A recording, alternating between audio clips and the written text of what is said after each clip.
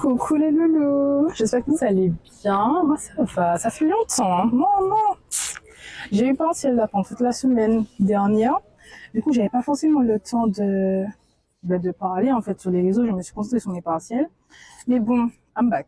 Je vous disais, j'espère que vos partiels se sont bien passés s'il y en a qui avaient des partiels. J'espère que vous avez passé une bonne semaine et puis que tout se passe bien dans votre vie en général. J'ai été au parc aujourd'hui et hier. Donc hier et aujourd'hui, logiquement parlant. Et hier, en fait, je viens de méditer la Bible et tout. Et il y avait certains points, surtout Romains. On voit le livre de Romains dans la Bible. Des fois, je me dis que je peux pas souligner qu'un seul truc, il me faut tout souligner, quoi. Mais bref. Donc aujourd'hui, on va parler de Romains, mais plus précisément Romains 14. Le passage là a tellement de choses à apprendre que moi, je me dis, mais waouh, c'est beau, hein. C'est beau. Non, c'est vraiment beau. Le soleil tape bien derrière. Je sais pas si vous avez vu. Je pense que le reflet sur mon fond là se fait bien, d'accord. Au début, dans ce passage-là, ce qui m'a un petit peu dérangé, c'est le terme nourriture et faiblesse. Donc j'ai dû chercher le contexte parce que, en fait, un verset sans contexte est un prétexte. Voilà. Ce passage-là de la Bible met en avant deux types de chrétiens. Les chrétiens qui vivent sous la loi et les chrétiens qui vivent par la foi.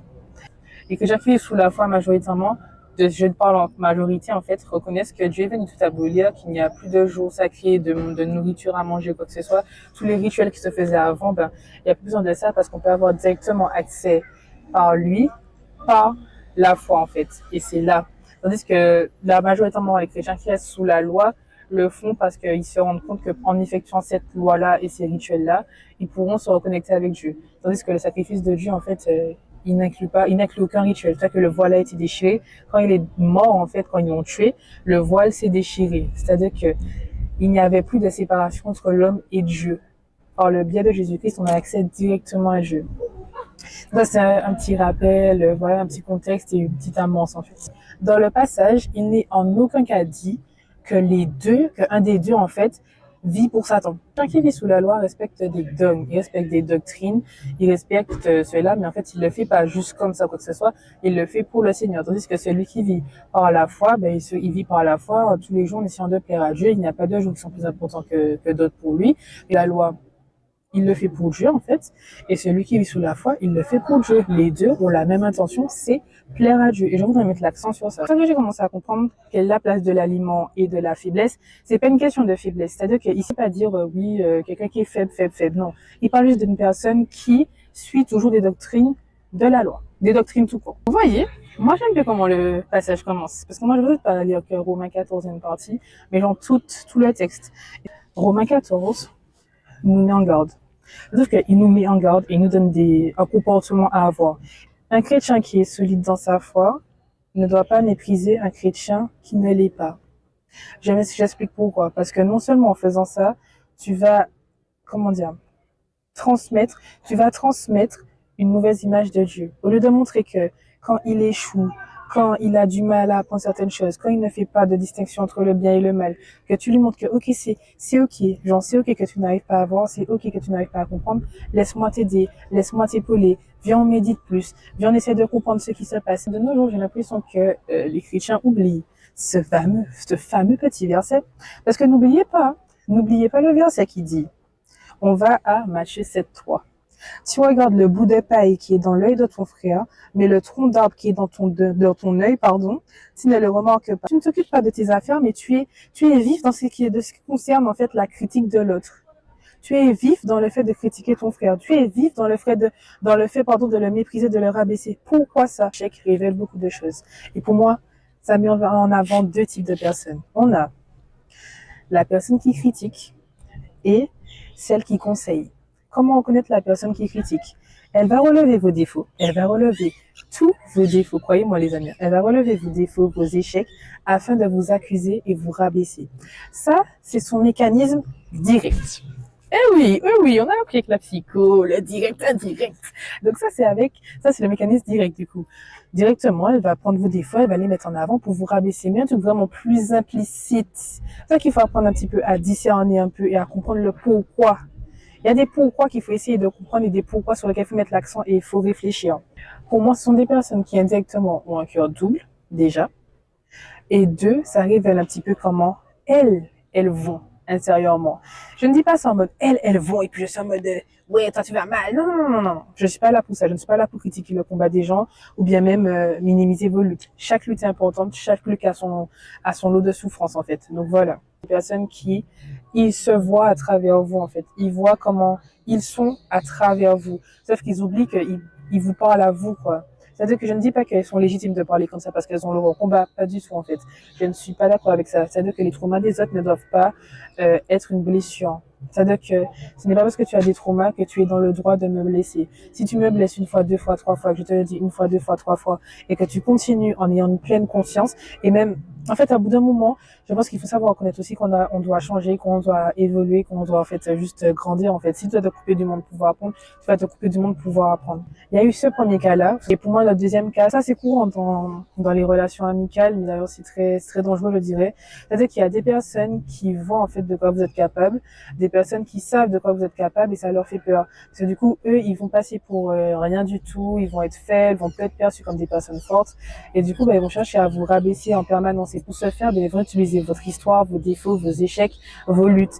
Et ça, franchement, je trouve que c'est révélateur. La personne qui conseille, elle va relever vos défauts, vos luttes, vos échecs, vos combats, non pas pour les juger, mais pour les comprendre, pour vous aider. C'est-à-dire que son discours sera différent. Si à la base, on avait un discours qui disait ah oui, toi, vraiment, t'es trop fainéante, tu fais rien de ta vie, toi, ta vie passée, et puis non, sans conseil, ça, c'est pas de l'amitié. Ce n'est pas de l'amitié, ce n'est pas un comportement digne de chrétien.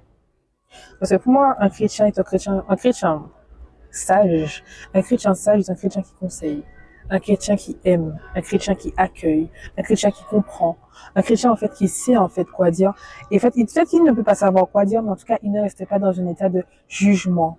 On ne doit pas être dans la critique, on ne doit pas être prompt à critiquer. Quand je vois sur les réseaux sociaux, qu'il y a des personnes, des frères et sœurs qui tombent, qui retombent dans le monde et que vous leur dites, ah ouais, toi, de toutes les façons, c'est une question de temps, non, non, non, non, non, non, vous êtes malade. Ça ne va pas, mais ça ne va pas. Vous entendez parler. Vous pensez que Dieu aurait dit ça? Moi, franchement, je pense qu'au bout d'un moment, il faut savoir se poser et réfléchir, se dire que, est-ce que ce que je dis, Dieu l'aurait dit? Est-ce qu'il l'aurait dit à mon frère? Si non, liploc, tu te tais, tu n'as rien à dire. Si ce n'est pas le cas, tu te tais vraiment. Donc, oui, donc je disais du coup, la personne qui est sage, majoritairement, ce sont des personnes qui ont acquis de l'expérience. Tout le monde peut acquérir de l'expérience. Tout le monde peut acquérir de l'expérience. Mais est-ce que tout le monde, à la fin, peut en tirer une leçon? Est-ce que tout le monde, à la fin, cette expérience-là peut venir modifier le comportement? Et c'est là la différence. C'est-à-dire que je vais pas acquérir autant d'expérience que je veux, mais si je n'arrive pas à parler à mon prochain, si je n'arrive pas à parler à un frère et une sœur et leur dire oui, ça va aller, tout machin, est-ce que ces expériences-là, au final, ne sont pas vaines? Parce qu'il n'y a pas eu de changement, il n'y a pas eu de renouvellement de cœur, il n'y a pas eu de renouvellement de l'esprit. Vous voyez, c'est là la différence. Nous sommes appelés à à donner des conseils, mais dans l'amour. Et un truc que je n'aime pas, c'est que beaucoup se disent oui, c'est pas fait dans l'amour, c'est pas fait dans ci, c'est pas fait dans ça. Alors, d'accord dans le fait que de nos jours, il y a énormément de conseils qui soient faits, mais qui ne soient pas faits dans l'amour. C'est-à-dire que c'est fait vraiment de la critique sous-jacente. C'est vraiment de la critique sous-jacente. Ça, je ne tolère pas ça. Par contre, il faut pas oublier que par la vérité de Dieu, c'est l'amour de Dieu et vérité. Et la vérité, parfois, peut être tranchante. Parfois, elle peut venir et ça fait mal, parce que la vérité vient déranger. La vérité vient en fait soulever tout ce qui était de faux. La vérité vient détruire le mensonge. Donc ça peut être vraiment malaisant. Pour pas prendre votre mal à l'aise comme une justification de oui, mais il a été trop méchant, oui, il a été trop ci, oui, il a été trop ça. Il faut reconnaître qu'on veut rester dans le confort de notre péché. Il faut reconnaître ça aussi. C'est-à-dire que c'est pas tout dit que oui, c'est la faute de l'autre, c'est la faute de l'autre, c'est la faute de l'autre. Vous avez une responsabilité. Et là, je parle à ceux qui sont nouveaux dans la foi. C'est vrai que parfois, la façon dont vos amis vont vous conseiller, ça va venir vous toucher, ça va venir vous déranger, mais leur but, c'est vraiment pas de vous rabaisser. En tout cas, ce sont de bons amis, comme je vous ai expliqué. J'espère que vous saurez faire la différence. Quand ils viennent pour vous aider, pour vous conseiller, ce n'est pas dans le but de vous rabaisser, de vous faire sentir, inférieur aux autres, mais c'est dans le but que vous puissiez, en fait, grandir, évoluer, que vous puissiez avancer dans votre relation avec Dieu, en fait. Qu'en fait, ils viennent dans le but de vous aimer, quoi, en fait. Moi, ça, c'est vraiment de l'amour pur et simple quand tu conseilles quelqu'un et que tu l'aides à aller vers le haut. Pour moi, ça, c'est de l'amour. Mais un chrétien qui est dans la critique et qui ne donne pas de conseils, c'est vraiment pas ok. Il faut savoir que la différence n'est pas un péché. Dieu est un Dieu de diversité. La différence n'est pas un péché. Si moi, quand je prie, je me mets à genoux et que mon amie ne se met pas à genoux, qu'elle reste debout en train de prier, ça ne fait pas de sa prière une prière moins prise en compte, une prière plus faible, une prière en fait qui n'a aucune valeur. La différence, encore une fois, je le répète, n'est pas un péché. Notez. Donc, certes, la différence n'est pas un péché, mais se plier à l'autre sans conviction, c'est un péché. C'est-à-dire que, vous voyez dans le passage quand il dit, chacun doit être bien persuadé de ce qu'il pense. Moi, je suis sur mes appuis par rapport à certaines convictions. D'autres sont sur leur appui par rapport à certaines convictions. Et je dois rester sur mes appuis. C'est pas parce que l'autre pense ça que moi aussi je dois penser ça. Et au final, je vais le faire soit pour pouvoir le plaire lui et ne pas avoir de problème. Mais en fait, là, c'est là que ça devient un péché. Pourquoi je vais chercher à plaire à des hommes au lieu que plaire à Dieu?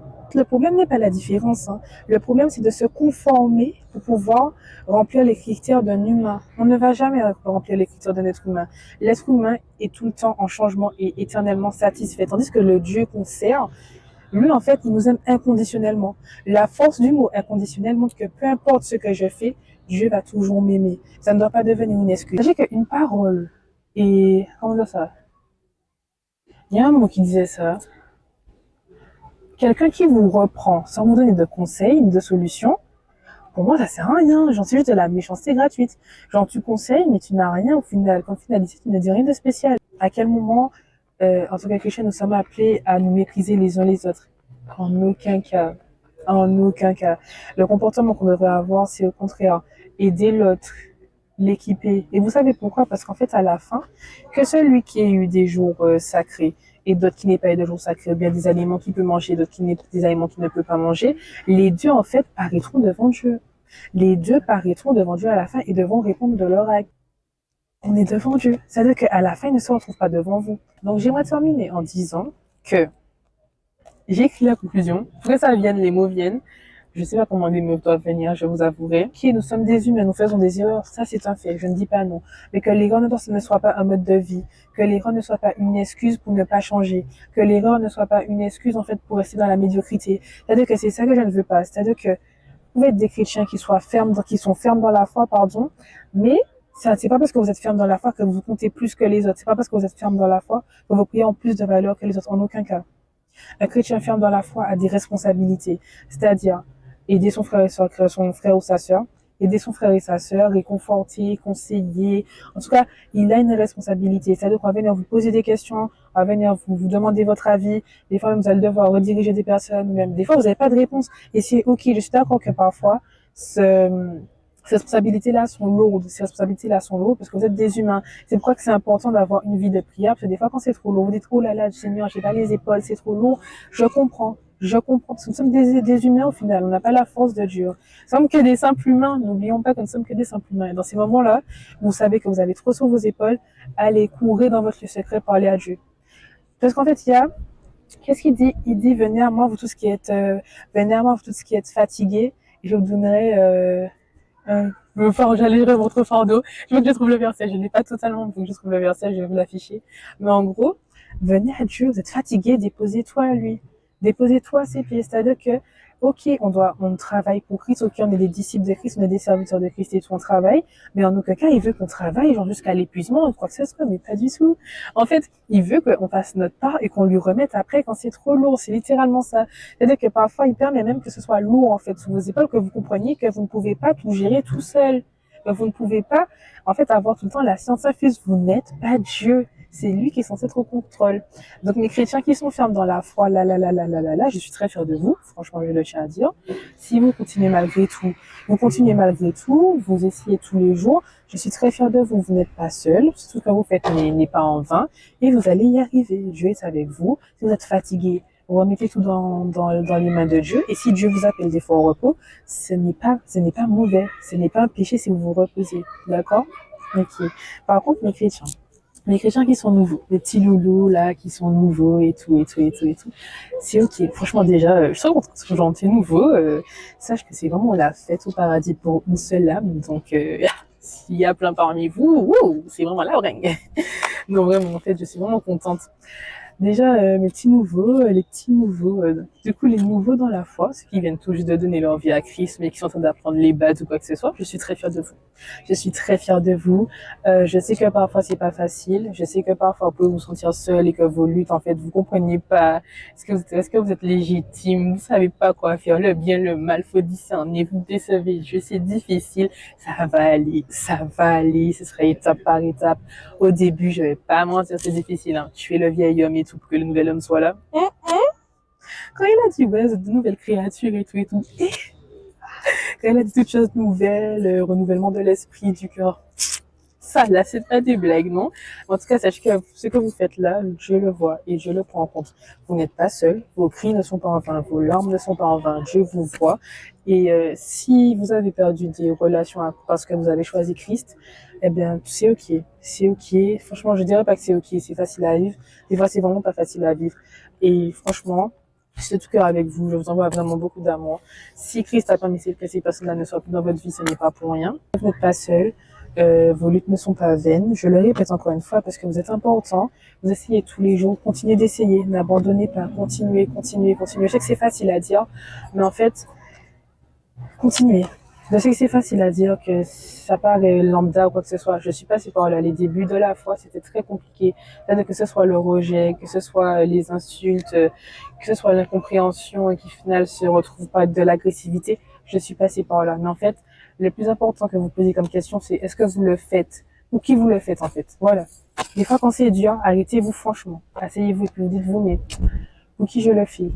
Genre, réellement, pour qui je le fais? Si vous le faites pour le Seigneur, parce que j'espère que vous le faites pour le Seigneur, si vous le faites pour le Seigneur, n'ayez pas peur. Le Seigneur ne reste pas insensible face à vos cris. Quand vous criez, il crie. Quand vous pleurez, il pleure. En fait, il ne reste pas insensible. Il voit tout, il sait tout. Il vous le rendra en temps voulu. C'est que ça veut pas être facile à dire, mais croyez. Moi, ne croyez pas moi. Croyez lui, en fait. Croyez-le lui. Croyez-le lui. Croyez-le lui. Croyez en sa parole. Parce que sa parole s'accomplit. Sa parole n'est pas mensonge. Sa parole est vérité. Voilà. Encore une fois, comme je l'ai dit, je ne suis pas là pour faire au final dire critiquer. En fait, tout chrétien qui voit qui est dans la critique au lieu d'être dans l'amour, en fait, demandez à ce qu'il y ait, demandez à ce qu'il y ait un renouvellement de votre cœur. Qu'est-ce qui s'est passé? Où est-ce que vous avez du mal? Où est-ce qu'il y a un blocage au niveau de la relation avec les autres? Déjà, pourquoi vous n'avez pas aimé les autres? Pourquoi vous placez votre ego avant tout? Pourquoi vous faites de l'ego votre Dieu? C'est-à-dire que c'est ça. Posez-vous des questions sur pourquoi vous agissez comme ça. Remettez-vous en question. Vous n'êtes pas Dieu. À l'heure actuelle, il y a des choses que je sais déjà dans la foi que mes amis ne savent pas. C'est pas pour autant que je le rends en mode, oh, tchabeur, tu ne sais pas ça. Ça ne va pas. Je vais être en mode, bon, écoute, je t'apprends ça. Si je vois que la personne en face de moi n'est pas réceptive, je me dis, pas grave, je prie dans mon cœur pour que cet esprit puisse planter sa graine, vous voyez, puisse du coup toucher son cœur. Ça, je vais prier pour ça.